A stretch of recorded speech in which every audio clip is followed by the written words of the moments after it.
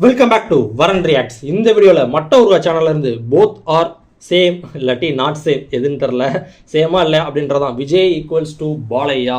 So அந்த Jananayagan movie வந்துட்டு பாலையாவோட ஏதோ ஒரு மூவி, அந்த மூவி பேர் தெரில. ஸோ அதோட ரீமேக் அப்படின்ற மாதிரிலாம் ஒரு ரூமர் இருந்துச்சு. ட்ரெய்லர் வந்தால் தான் ஓரளவாச்சும் கண்டுபிடிக்க முடியும் அது அதே ரீமேக் தானா இல்லை ஃப்ரெஷ்ஷாக எதுவும் பண்ணுறாங்களான்னு. ஆனால் நான் இப்போ ரொம்ப நாளாவே பார்த்துட்டு தான் இருந்தேன். ஏதோ மீம்ஸில் அப்புறம் நிறைய பேர் இதை பற்றி பேசிகிட்டு இருக்காங்க. ஜனநாயகன் படம் வந்து ஒரு ரீமேக் படம் அப்படின்ற மாதிரி. அது சுத்தமாக தெரில அது என்ன மூவின்ற அந்த டைட்டில் தெரிஞ்சால் கூட கமெண்ட்டில் போடுங்க. பாலையாவோட ஏதோ ஒரு மூவி தான் சொன்னாங்க, அது கமெண்ட்டில் போட்டு விடுங்க. லுக்கு கூட சேமாக இருக்கா என்ன, மீஸெல்லாம் பார்க்க கிட்டத்தட்ட அப்படி தான் இருக்கிற மாதிரி இருக்குது பாலான்னு சொல்லி. அதுக்கு முன்னாடி நியூ என்டர்டெயின்மெண்ட் ப்ரோ, ரொம்ப ரொம்ப சாரி, மன்னித்து கொள்ளுங்கள். இவர் வீடியோஸில் ஒரு வீடியோஸ் நான் பார்த்தீங்கன்னா தெரியும், டிலே ஆனதுக்கெலாம் சாரி சொல்லிக்கிட்டே இருப்பார். நான் இது வரைக்கும் பார்த்த இவரோட வீடியோஸ் எல்லாத்துலேயுமே கண்டிப்பாக ஒரு சாரி சொல்லிடுவார். இந்த மாதிரி நான் லேட்டாக வீடியோ பண்ணிட்டேன் அப்படின்றதுக்காக. ஸோ அதே தான் நானும் சொல்லுவேன். இத்தனை நாளாக நான் இந்த வீடியோக்கு ரியாக்ட் பண்ணணும்னு நினச்சிக்கிட்டே இருந்தேன். அப்படியே தள்ளிகிட்டே போயிட்டு இருந்துச்சு. இப்போ ரீசெண்டாக கூட ஒரு 3 நாள்லாம் முன்னாடி கூட ரியாக்ட்லாம் தான் எடுத்து வச்சுட்டு இருந்தேன். அப்புறம் ஏதோ ஒரு காரணம் அப்படியே மறந்துட்டேன், நான் சுத்தமாக மறந்துட்டேன். நான் இப்போ ரீசெண்ட் ஆக்சுவலாக வந்திருக்கும் ஒரு 2-3 நாள் முன்னாடியே, 2-3 நாள் இல்லை, ஒரு 4-5 நாள் முன்னாடியே வந்திருக்க வேண்டியது. ஆனால் ஏதோ ஒரு காரணத்தை அப்படியே நான் மறந்துட்டேன் சுத்தமாக. அதுக்கப்புறம் மறுபடியும் நீங்கள் கமெண்ட் பண்ணியிருந்தீங்க. ஸோ அதனால தான் டக்குன்னு இப்போ உடனே பண்ணிடலாம் அப்படின்னு சொல்லி வந்துட்டேன். மறுபடியும் சொல்கிறேன், மன்னித்து கொள்ளுங்கள். வீடியோக்குள்ள போகலாம். அதுக்கு நம்ம சேனல் வந்து மறக்காமல் சப்ஸ்கிரைப் பண்ணிவிட்டு பெல் ஐகான் பிள்ளைனோட சேர்ந்து பாருங்கள். மட்ட ஒரு சேனலோட எல்லா வீடியோஸும் நம்ம ரியாக்ட் பண்ணியிருக்கோம். ஐ மீன் எல்லாம் கிடையாது, நிறைய வீடியோஸ் ரியாக்ட் பண்ணியிருக்கோம். பிளேலிஸ்ட் வந்து டிஸ்கிரிப்ஷனில் தானே செக் பண்ணி பாருங்கள். அது மட்டும் இல்லாமல் நம்ம சேனலுக்கு சூப்பர் தேங்க்ஸ் அண்ட் மெம்பர்ஷிப்லாம் அன்லாக் ஆயிருக்கு. யாராச்சும் சப்போர்ட் பண்ண நினைச்சீங்கன்னா பண்ணுங்கள். வீடியோக்குள்ள போகலாம். பொறுப்பு துறப்பு. வீடியோவில் காட்டப்படும் கூறப்படும் விஷயங்கள் அனைத்துமே பொழுதுபோக்கு அம்சத்திற்காக மட்டுமே, யார் மனதையும் புண்படுத்துவதற்கல்ல.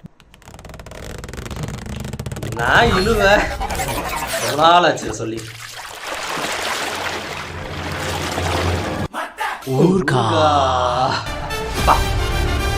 கரெக்டா சொன்னேன்.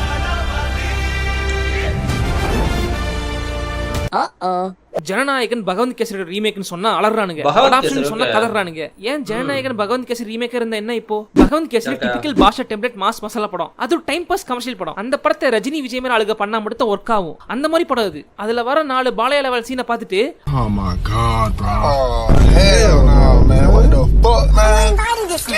அதனால கிண்டல் பண்றாங்க. ரொம்ப ஐயோ விஜய் மாஸ்டர் பீஸ்ட் லியோ கோட்னு ஸ்டைலிஷா படம் பண்ணிட்டா அண்ணா யாருன்னு மறந்துடுவீங்களா? அண்ணா இவ்வளவு நாளா பண்ணிட்டு இருந்தது திருப்பாச்சி, வேட்டைக்காரன், குருவி, மெரிசல் மாதிரி மாஸ் மசாலா படங்கள் தான். விஜயோட ஸ்ட்ராங் ஜோனே அதுதான். பகவந்த் கேசரியும் அந்த மாதிரி ஒரு ஜோன்ல இருக்கிற படம். ப்ராப்பரா தமிழுக்கு ஏத்த மாதிரி ரிலீஸ் பண்ணி எடுத்தா it will be treat for all center audience. Bhagavanth கேசரியோட ரீமேக்னா சொல்லிட்டு இருக்காங்க போல. பகவந்த் கேசரியோட நாட் என்னன்னா, ஹீரோ ஜெயில இருக்கான். ஆக்சுவலா அவன் நல்லவன், ஆனா ஜெயில இருக்கான். அவனோட பிஹேவியர்ஸ் எல்லாம் பார்த்து பிடிச்சி போய் ஜெயிலர் சரத்குமார் அவர் கூட க்ளோஸ் ஆகுறாரு. இப்போ அவரையே க்ளோஸ் பண்ணிடுறாங்க. அவரோட பொண்ணை தத்தெடுத்து வளர்த்துறாரு ஹீரோ. அந்த பொண்ணுக்கு பயம் என்னன்னே தெரியக்கூடாதுக்காக ஆர்மியில ஜாயின் பண்ண ட்ரை பண்றாரு. ஆனா அந்த பொண்ணுக்கு அதுல இஷ்டம் இல்ல. அந்த பொண்ணுக்கு நார்மலாவே பயம் ஜாஸ்தி, ஏதோ ஒரு ஃபோபியா இருக்கும். காலேஜ் படிக்கிற பொண்ணு என்ன பண்ணும்? லவ் தான் பண்ணும். அதே மாதிரி அது ஜாலியா லவ். ஒரு நாள் அப்படி இருக்கும்போது வில்ல அந்த பொண்ணை கொல்ல ஆள் அனுப்புறான். அப்போ ஹீரோ ஆக்ஷன் அதை எடுக்கிறாரு. கட் பண்ணா பிளாஷ்பேக்ல அவர் போலீஸ் ஒரு பெரிய மாசேக்கர்ல பல பேர் கொடனால ஜெயிலுக்கு போறாரு. அப்படிதான் சரத்குமார் பார்த்து அவர் லைஃப் மாறிச்சு. இப்ப மறுபடியும் அந்த பொண்ணுக்காக சண்டை போடுறாரு, வில்லனை கொல்றாரு. நடுவுல அந்த பொண்ணுக்கு இந்த பயம் போகுது, படத்தை முடிக்கிறாங்க. இதுக்கு நடுவுல பாலையாவோட typical over the top fight scenes and comedies இதெல்லாம் நீங்க சோஷியல் மீடியால எவனா ஷேர் பண்ணி பார்த்துட்டீங்க. ஆனா ஒரு மாசிர படத்துக்கு இந்த கதை போதும். இந்த படத்துல பாலையா பண்ண எல்லா கிரிஞ்சி தூக்கி எரிஞ்சிட்டு விஜய்க்காக நிறைய ஆல்டர் பண்ணி அங்கங்க டிவிக்கோட பொலிட்டிக்கல் கேம்பெயின் நம்ம ராஜ்யம் படத்துல வர மாதிரி, அப்புறம் பகவந்த் கேசரியில பாலையாக்கு ஏத்த மாதிரி ஒரு ஃபிளாஷ்பேக் இருக்கும். அது அப்படி நம்ம ஊருக்கு ஏத்த மாதிரி மாத்தி கிளைமேக்ஸ்ல அண்ணா அரசியல் பிரவேசத்துக்கு லீடு வச்சு முடிச்சா அவ்வளவுதான் ஜனநாயகன். இதான் அண்ணாவை எய்ம் பண்ணிருக்காரு போல. அந்த ஆளுக்கு தெரியும் என்ன மாதிரி படம் பண்ணா அவரோட மார்க்கெட்டை கேப்சர் பண்ண முடியும், அவரோட டார்கெட் அனலைஸ் பண்ண முடியும். அந்த ஆளு இவ்வளவு நாள் இந்த மாதிரி படம் தான், அந்த ஆளு இவ்வளவு நாளா அந்த மாதிரி படம் பண்ணி தான் இந்த இடத்துல இருக்கான். அந்த ஆளு கிட்ட போய் அண்ணா நீங்க இந்த மாதிரி படம் பண்ணாதீங்க, அண்ணா நீங்க அந்த மாதிரி படம் பண்ணாதீங்கன்னு ஆன்லைன்ல உட்காந்து பேசிட்டு புலம்பிட்டு இருந்தா எப்படிங்க? எப்படி விஜய் என்ன இவ்வளவு நாள் ஆர்ட் ப்ரோ பண்ணிட்டு இருந்தாரு? He knows his strength zone. Vijay மாதிரி ஹீரோ இல்ல எக்ஸ்பெரிமெண்டலாவோ இல்ல இறங்கி வந்து ரிஸ்கி ஜானர்ஸோ பண்ண மாட்டாங்க. ஏன்னா அவங்களோட ஸ்டார்டம் அப்படி. ஆக்டரா இருக்கும்போது எந்த மாதிரி படம் வேணா பண்ணலாம். ஆனா ஒரு பெரிய ஸ்டாரா இருக்கும்போது ஒரு ஃபார்முலா மெயின்டைன் பண்ணுவாங்க. ஏன்னா Actually அவருக்கு ஒரு ஆசை இருக்குன்னு அவரே சொல்லிருக்காரு. அனுப்புறோம்ல ஃபுல்லா ஃபன்னான ஒரு படம் பண்ணனும் அப்படினா ஹியூமரா காமெடியா ஈஸியா ஒத்து போற காரணம் அது பாலையா படம்னால நீங்களா பதறீங்க. பாலையாவா ஸ்டோல் மெட்டீரியல் ஒன்ஸ், அதனால பாலையா படத்தை ரீமேக் பண்றாருன்னு ஒரு பயம், ஒரு சிரிப்பு வருது இல்லையா? அதெல்லாம் ஒண்ணும் இல்ல. ஏன்னா பாலையா படத்தை அப்படியே பண்ணல, அந்த படத்துல இருந்து கதையை மட்டும் எடுத்து பண்றாங்க. பாலையான்னு சொல்லும்போது ஒன்னு சொல்ல நினைச்சேன், மறந்துட்டேன், இப்ப சொல்றேன். லாக்டவுனுக்கு அப்புறம் அந்த மோஸ்ட் சக்சஸ்ஃபுல் ஹீரோ அப்படி யாரும் கேட்டீங்கன்னா பாலையா தான். வந்த எல்லா படமுமே ஹிட். அக்கண்டா வீரசிம்ம ரெட்டி பகவந்த்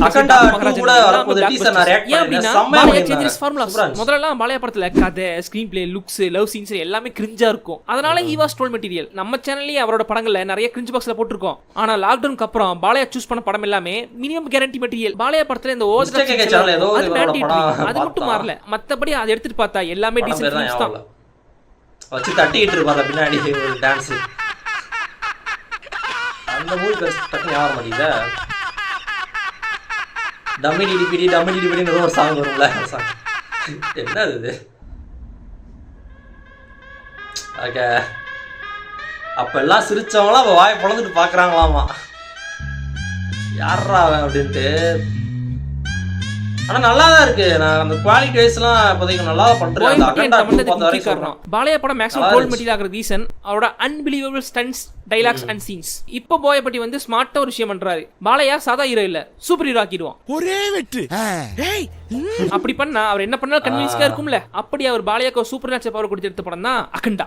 முன்னாடி பாலையா சூப்பர் ஹீரோ மாதிரி ஸ்டண்ட், பின்னாடி தமிழ் மியூசிக், அப்படியே கூஸ் பம்ஸ் ஆகும். இந்த படம் செம ஓட்டம் ஓடுச்சு. அதுக்கு ரீசன் இதுதான். இப்போ இந்த படத்துக்கு பார்ட் 2 எடுத்துட்டு இருக்காங்க. இதுக்கு பார்ட் 2 என்ன, பார்ட் 3, பார்ட் 4, பார்ட் 5, பார்ட் 6 எடுத்துட்டே போறாங்க. சூப்பர் நேச்சுரலா அவங்க ஒரு கேரக்டர் கிரியேட் பண்றாங்க. சூப்பர்மேன் ஹீமன் மாதிரி அகண்டா கேரக்டர் வச்சு கதை கதையா கொண்டு போலாம். ஆனா அதே பாலையா லெவல் சீன்ஸ் இருக்கும். அது மேண்டேட்டரி, அது மாறாது. என்னைக்கும் அகண்டா வந்த போக்கு நிறைய பேர் அகண்டா கிரிஞ்ச் போட்டு எதிர்பார்த்தீங்க, ஆனா போடல. ஏன்னா அந்த படத்தை என்ஜாய் பண்ணி பார்த்துட்டு படத்துல சில பல கிரிஞ்ச் சீன்ஸ் இருந்தாலும் படம் பார்த்து முடிக்கும் போது பரவாயில்ல, பாலையா படம் பாக்குற மாதிரி இருக்கு என்ன தோணுச்சு. சோ அதனாலதான் அன்னைக்கு நான் கிரிஞ்ச் பாக்ஸ் போடல, போட்டுக்கலாம், ஆனா போட தோணல. அதுக்கப்புறம் வீரசிம்ம ரெட்டி இந்த படத்துல பாலையா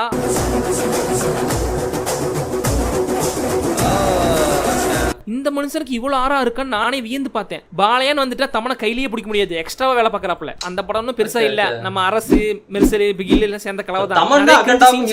நிறைய ட்ரோல் மெட்டீரியல் சீன்ஸ் இருக்கும், இருந்தாலும் ஓடிச்சு.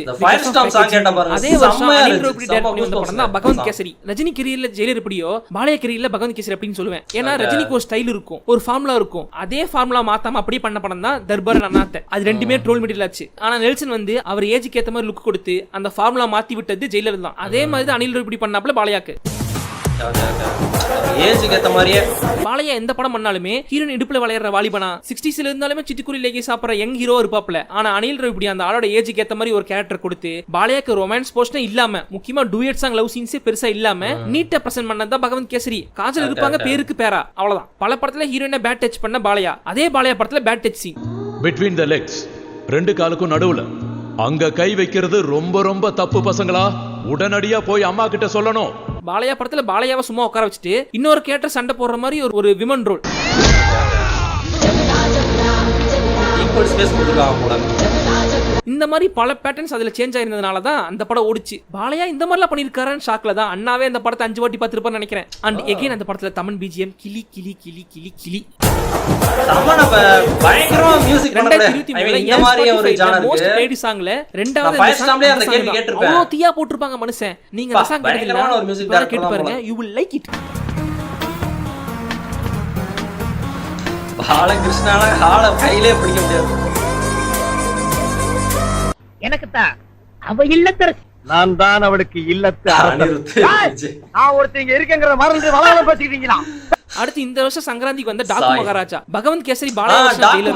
இந்த படம் பேட்ட வெர்ஷன் ஆஃப் பாலையா. சங்கராந்தி வஸ்து சக்கப்போடு போட்டதுல இந்த படம் ஜஸ்ட் ஆச்சு. ஆனா ஓடிடில படத்தை பார்த்துட்டு அவன் ஃபயர் விட்டுட்டு இருக்கான். தெலுங்கு சைடு மட்டும் இல்ல, நம்ம தமிழ் சைடுலயும் தான். எந்த அளவுக்குனா அண்ணா பகவந்த் கேசரி ரீமேக் பண்றதுக்கு பதிலா டாக்கு மகாராஜா பண்ணலாம்னு பேசிக்கிறாங்க. அந்த அளவுக்கு டேய் டாக்கு மகாராஜா டிபிக்கல் பாஷா டெம்ப்ளேட் படம் தான். அதை ரீமேக் பண்ணா அந்த கதையை எடுத்து பண்றதுக்கு பகவந்த் கேசரி ஃபார் பெட்டர். ஏன் டாக்கு மகாராஜா உங்களுக்கு பெட்டரா தெரியுதுன்னா அதோட making, presentation, camera work, DI, sound direction எல்லாமே அந்த படத்துல வாவ் அப்படின்னு சொல்ற அளவுக்கு இருக்கும். பகவந்த் கேசரியில நிறைய ட்ரோல் மெட்டீரியல் இருக்கும், நிறைய பாலையா லெவல் சீன்ஸ் இருக்கும். ஆனா டாக்கு மகாராஜ்ல அப்படி எதுவுமே இருக்காது. டெக்னிக்கலி செம ஸ்ட்ராங்கான படம். ఎలుగుబంటో పులో వస్తే ఇక్కడ కింగ్ ఆఫ్ జంగిల్ ఉన్నాడమ్మా.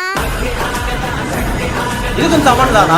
பாலையா படம் இவ்வளவு குவாலிட்டியா இருக்குதான்னு ஷாக்ல தான் அந்த படத்தை நிறைய பேர் ஓடிடில பார்த்து அப்ரிஷியேட் பண்ணிட்டு இருந்தாங்க. சோ போயும் போக பகவதி கேசரி ரீமேக் பண்றாங்களே ட்ரோல் பண்ணவோ மீம்ஸ் போட்டு சிரிக்கவோ யாராச்சும் சொன்னா கடிக்கவோ அடிக்கவோ ஒண்ணும் இல்ல. ஒரு கதையை காட்டுற மாதிரி காட்டினா ஒர்க் ஆகும். பாஷா டெம்ப்ளேட்ல பாலையாவே ஒரு 15 படம் பண்ணிருப்பாரு. அப்படி வந்து டாக்கு மகாராஜா ஒர்க் ஆச்சுனா மேக்கிங் அண்ட் பிரசன்டேஷன் அதே தான் இங்க ஜனநாயகன்லயும். சோ அதனால பாலையா படத்தை ரீமேக் பண்றாங்க. பாலையா படத்தை அண்டர்ஸ்டாண்ட் பண்ண வேணாம், ஸ்டீரியோடைப் பண்ண வேணாம். லாக்டவுன்ல இருந்து ஒரு ஆக்டரோட ஃபிலிமோகிராஃபி ஆகுது இம்ப்ரூவ் ஆகுதுன்னா அது நம்ம பாலையா ஃபிலிமோகிராஃபி தான். நீங்க நம்மளாலும் அத நேசம். இந்த மட்ட ஊருகா தான் அன்னைக்கு நான் கலாச்சு கிரிஞ்ச் பாக்ஸ் வீடியோ போட்டுட்டு இருந்தான். இப்போ அதே மட்ட ஊருகா நான் அப்ரிஷியேட் பண்ணி வீடியோ போட்டுட்டு இருக்கான். இதே பகவதி கேசரி பண்ணியிருந்தா நம்ம இவ்வளவு ஷாக் ஆயிருப்போம்னு தெரியல. இப்போ சிரஞ்சீவி படம் தான் பாலையா படம் மாதிரி இருக்கு. பாலையா படம் சிரஞ்சீவி படம் மாதிரி ஒர்க் ஆகுது. சரி அதை விடுங்க. விஜயன் இவ்வளவு நாளா முள்ளு மலரும், அன்பேசுவோம், சூரிய போட்டு விடாமச்சி மாதிரி கண்டென்ட் படம் பண்ணிட்டு இருந்தாரு. இல்ல கடைசி விவசாயி மாமனிதன் மாதிரி ஆர்ட் ஃபிலிம் பண்ணிட்டு இருந்தவரா? விஜயே மசாலா படம் பண்றவர் தானே. இப்ப இருக்கிற அனில்ஸ் நீங்க ஸ்கூல் படிக்கும் போது அவர் பண்ணிட்டு இருந்தது பாலையா மாதிரி ஓவர் த டாப் மசாலா படங்கள் தானே. அந்த மாதிரி மூவிஸ் தான் அவருக்கு நிறைய ஃபேன்ஸ் உருவாக்கி கொடுத்துச்சு, நிறைய ட்ரோல் மெட்டீரியல் ஆச்சு. எப்படி பாலகிருஷ்ணா லாக்டவுன் வர ட்ரோல் மெட்டீரியல் இருந்தாரோ அதே மாதிரி அண்ணாவும் பிரிய நண்பன் வர ட்ரோல் மெட்டீரியல் இருந்தவர் தானே. விஜய் ஃபேன்ஸ் சொல்ல வெக்கப்பட்ட காலங்கள் இது. துப்பாக்கிக்கு அப்புறம் அவரோட பேட்டர்ன்ஸ் மாறிச்சு, நிறைய அப்டேட் ஆனாப்ல. அப்புறம் மாஸ் ஃபிலிம்ஸ்க்கான ஃபார்முலா சேஞ்ச் ஆகி நிறைய ஹிட் கொடுத்தாரு. அதே ப்ராசஸ் தான் இப்ப பாலையாக்கும். விஜய்க்கு துப்பாக்கி டிரான்ஸ்ஃபர்மேஷன் வந்த மாதிரி பாலையாக்கு அகண்டாக்கு அப்புறம் டிரான்ஸ்ஃபர்மேஷன். அவ்வளவுதான். அகண்டா எப்போ வந்துச்சு? 2 வருஷத்துக்கு முன்னாடி தான் வந்திருக்கும்னு நினைக்கிறேன். இப்படி ஒரு சிச்சுவேஷன் இருக்கும்போது விஜய் பகவந்த் கேசரி 5 வாட்டி பார்த்ததுல எனக்கு எந்த ஆச்சரியமும் இல்ல. நான் எப்பொழுதுமே என்னோட ட்ரீம்ல வர்ற படம் அந்த படம் கிட்டத்தட்ட ஒரு 2000 வாட்டி பார்க்கணும்னு ஆசைப்படுறேன். சில பேர் நான் லைஃப்ல எங்கயாவது போகும்போது வந்து ஓவர் த டாப் அந்த இது பத்திலா ரொம்ப பண்ணிட்டானே சுத்தமா பட் ஒரு சில படங்கள் ஒர்க் அவுட் ஆயிருக்கும், நல்லா பண்ணிருக்காங்க. ரீமேக் பண்ண பாதி படங்கள் தெலுங்கு படம் தான். நிறைய தெலுங்கு மாஸ் மசாலா படம் பாப்போம். புடிச்சது அந்த மாதிரி படங்கள் தான். சலாரியா ஆந்திரால ஃபர்ஸ்ட் டே கோபி சொல்ல வந்து என்ஜாய் பண்ணி பார்த்த மனுஷன். வம்சி கோபிச்சந்த் அனில் ரூப்டின் தெலுங்கு டேஸா கூப்பிட்டு கதை கேட்கறாரு. சோ அவர் அடிப்படையிலே ஒரு மாஸ் மசாலா ரசிகன். ஏன் இந்த பகவந்த் கேசரியே அனில் ரூபி தான் பண்ண வேண்டியது. அந்த ஆளு தெலுங்குல பிஸினால பண்ண முடியாம போச்சு. இல்லாட்டி அனில் டைரக்டிங் அனில் டேக் போட்டு 10 பண்ணிருக்கலாம். மிஸ் ஆயிடுச்சு. அனிலே அனிலே உஷா உஷ் சத்தத்தை போடாதே. சரிடா சரி, கடைசி படம் ஏன் ரீமேக் படமா பண்ணனும் தான் நாங்க ஃபீல் பண்றோம் அப்படின்னு சொல்றீங்களா? That I understood. Bhagwant kesari கதை பண்றத முடிவு பண்ணிட்டா எதுக்கு ஹெச் வினோத் அட்லி கிட்ட கொடுத்தா கார்பரேட்ஸ் வாங்காம சூப்பர் பண்ணி கொடுத்துருவால. ஹெச் வினோத் பண்ண போறத பயம் அப்படி சொல்றீங்களா? That also I understood. ஏன் ஹெச் வினோத் இருக்குனா மேபி இப்படி இருக்கலாம். பகவந்த் கேசரியில பாலையா பேரு NBK நீலகொண்ட பகவந்த் கேசரி. அவருடைய ரியல் நேமுக்கு ஏத்த மாதிரியே ஒரு பேரை பிடிச்சி வச்சிருப்பாங்க.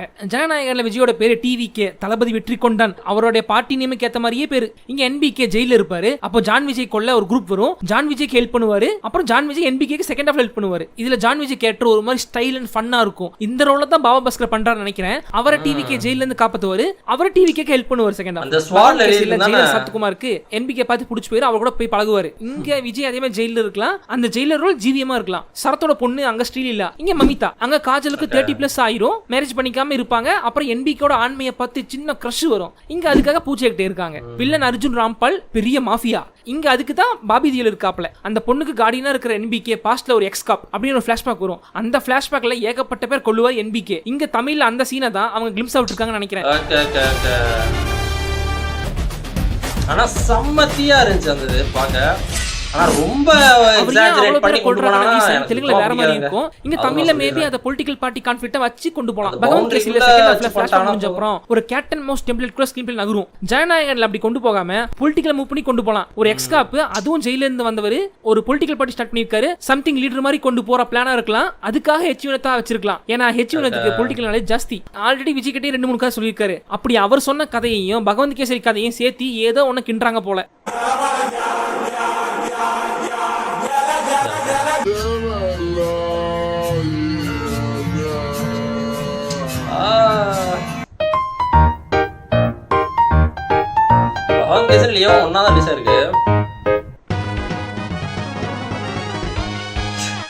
Both were troll material.